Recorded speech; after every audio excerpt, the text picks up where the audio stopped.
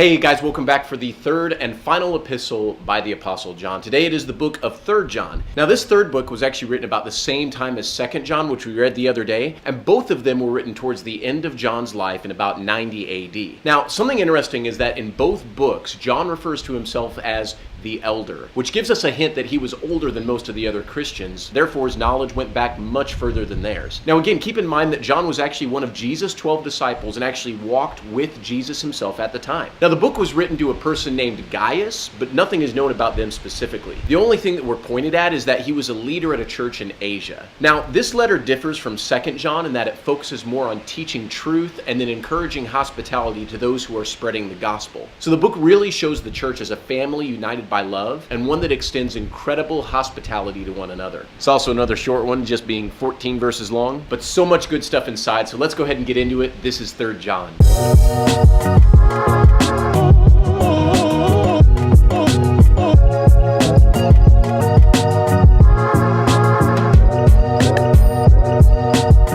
Before I talk any more about the book, let's go ahead and read some of its passages. So starting off, let's look at verses 1 through 4. The elder to the beloved Gaius, whom I love in truth. Beloved, I pray that you may prosper in all things and be in health just as your soul prospers. For I rejoice greatly when brethren came and testified of the truth that is in you, just as you walk in the truth. I have no greater joy than to hear that my children walk in truth. Now, interestingly enough, John opens up the chapter by wishing physical health and prosperity in all things to this person, Gaius. Now, this is why I always find it funny when some people will mockingly refer to preachers as health and wealth preachers. Now, yes, there are some ministers out there today who abuse their position of power and then they try and use it to gain more things for themselves. But I think it would be irresponsible to ignore the fact that this elder of the faith, the Apostle John, wants people to be healthy and do well in all things. I mean, he doesn't wish poverty or humility by being sick or oppressed on Gaius, but he wishes him the best in all things. Now also notice in verse 4 that John refers to his readers as his children. Again, this is telling to John's age when he's writing this, but what does he say brings him the greatest joy? That the people he's worked so hard ministering to are still walking in truth. You know, it's funny, but it's been almost 15 years now since I was a youth pastor, but many of the kids from that group are still serving God today. In fact, one of the guys who helps me edit these very videos and has put together a lot of the incredible footage that you all have seen in some of our bench videos, he was a kid in my youth group. He started coming because he got kicked out of school for selling drugs. But 15 years later, he's still walking in truth, he's married, he has 2 beautiful kids, and he loves Jesus like you wouldn't believe. I know what John means when he says that he has no greater joy than seeing this happen. Watching Christ turn someone's life around is something that never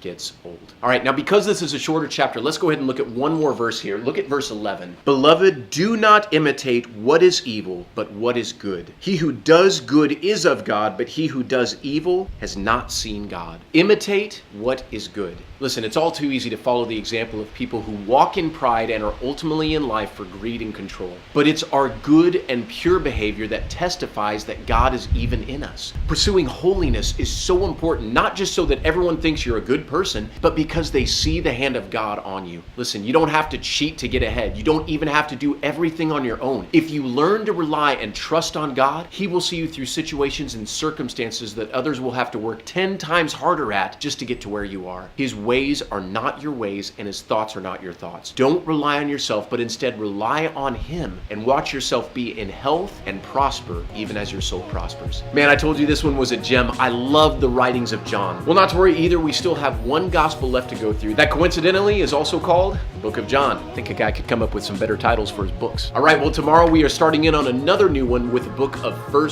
Peter. Again, you can probably guess who the author is. Now, it's 5 power-filled chapters of the New Testament that you do not want to miss. Well, hope you're just having the best day ever wherever you may be watching this from. God loves you so much. And if you don't remember anything else I've said today, then remember that. We'll go out, enjoy the beautiful weather. I will see you back here tomorrow.